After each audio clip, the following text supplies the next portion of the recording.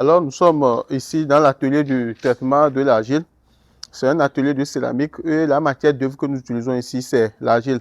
Donc, par terre ici, vous voyez, c'est l'argile que nous avions ramené en ville. Donc, lorsque les gens trouvent ça quelque part, on nous appelle au centre. Nous avons des spécialistes, des formateurs qui vont sur le terrain pour voir si l'argile peut nous servir. Si c'est bon, on ramène.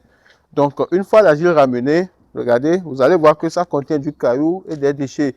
Il faut maintenant traiter l'argile et obtenir le produit net. Alors, ceci nous amène à nous diriger vers l'atelier du traitement pour qu'on puisse voir comment se fait le traitement. C'est bon? D'accord.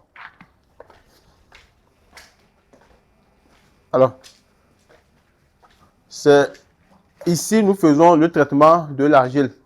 Maintenant, nous avons deux bassins. C'est le premier bassin.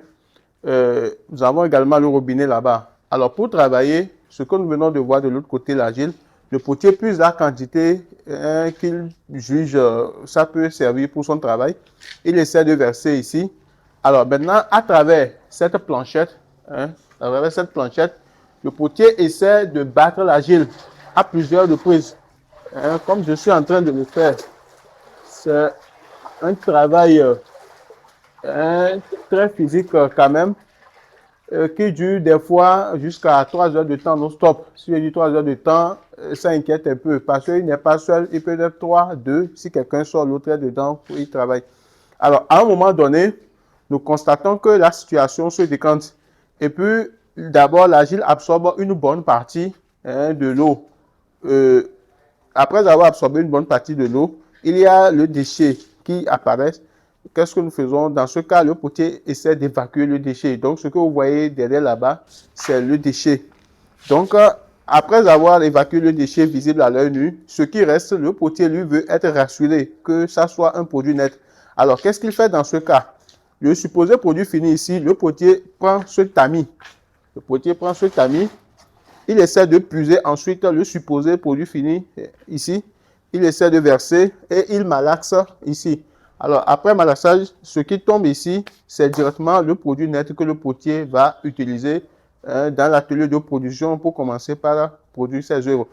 Alors, maintenant, ces produits que nous avons ici, le potier essaie de stocker provisoirement cela dans des creux. Ce sont des creux qui sont réalisés en plâtre. Ce n'est pas du ciment. Parce que le plâtre, une fois vous essayez de stocker l'argile traitée dedans, ça permet d'éviter un contact difficile. Dès que vous venez le lendemain, vous allez voir que la situation même se décante. Et c'est facile à enlever pour pouvoir acheminer vers l'atelier de production. Donc, c'est la raison que nous y avions fait des creux ici. C'est pour cela.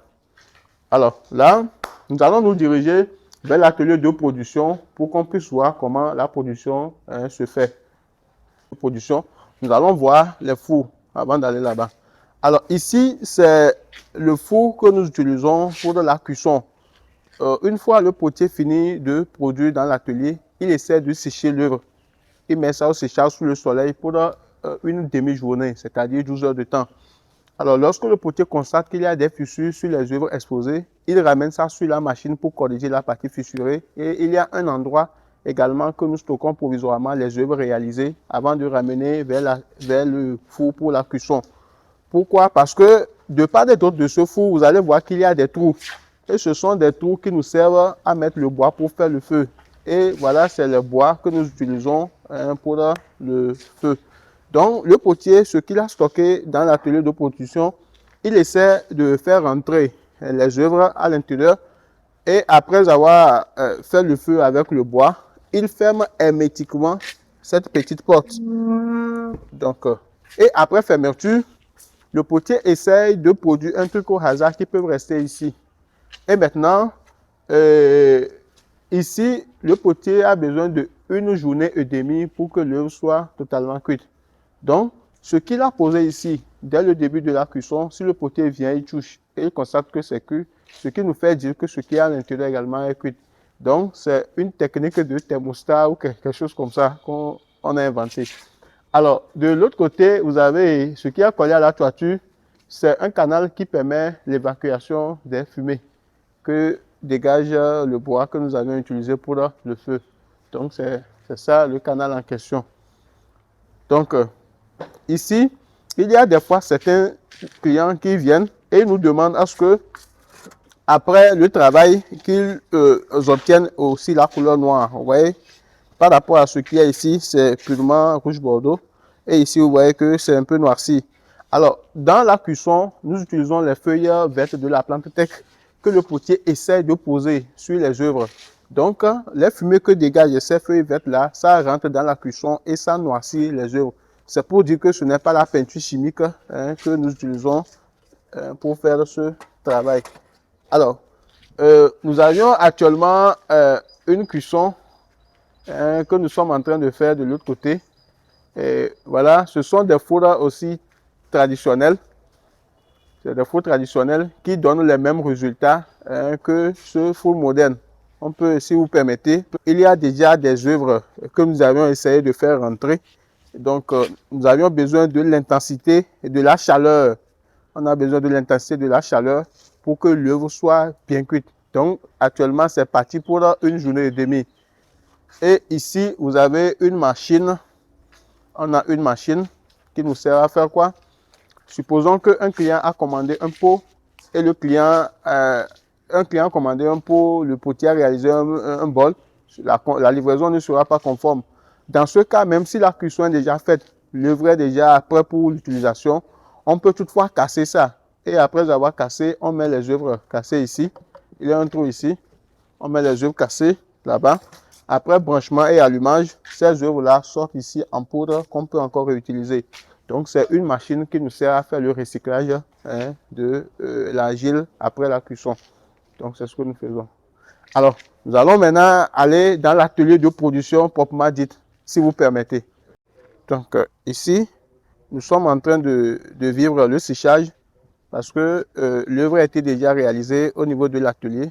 Il faut mettre ça au soleil pour une demi-journée. Une fois le soleil tape ça correctement, au cas où il y a des fissures, le potier va ramener ça sur sa machine et il va essayer de corriger la partie fissurée. D'autant que le travail est bien fait si le traitement de l'argile de l'autre côté a été très efficace. Et si vous ratez le traitement, vous n'avez pas pris le temps de sortir les déchets, au niveau de l'atelier, vous aurez des problèmes énormément. Alors là, nous sommes dans l'atelier de production. Voilà, il y a l'argile traitée que le spécialiste, le formateur, M. Aroto Lucien, il est en train de pétrir l'argile. Ou bien c'est l'expression que j'ai bien utilisé l'expression. D'accord. Donc il est à l'œuvre. Jusqu'à ce que nous allons revenir voir ce que ça va donner. Mais bien avant ça, on va essayer de parler de certaines machines que nous utilisons dans cet atelier. Nivelle qui est utilisé lorsqu'il y a délestage. Donc il y a une personne qui va rester ici et tourner. Je vais enlever ceci pour qu'on puisse bien voir. Enlève ceci d'abord. Il y a une personne qui reste de l'autre côté pour tourner. Et sur ce plateau, le potier prend le produit déjà traité et il essaie de fabriquer l'œuvre. Donc, la deuxième machine, c'est une machine électrique que nous utilisons. Donc, ça, après branchement, il n'y a plus rien à faire. Il y a les freins et quoi, les choses, les gaz là-bas. Donc, le plateau là tourne et le potier prend son produit net. Il essaie de fabriquer les œuvres. Donc, les deux types de machines, nous les appelons le tour du potier. On les appelle tour du potier. Alors, donc, tout ce que vous voyez ici, ce sont des œuvres qui n'ont pas encore passé par les fours pour la cuisson. Donc, c'est des œuvres qui ont été séchées. Donc, il faut maintenant aller vers les fours. Ici, vous avez une théière. Vous avez une théière. Le matin, vous pouvez faire le thé, mettre de l'eau chaude dedans et servir. Donc, c'est ça. Vous pouvez voir que c'est voilà, c'est une pâte. Hein. C'est sans déchets maintenant, il n'y a plus rien dedans. C'est bien fait.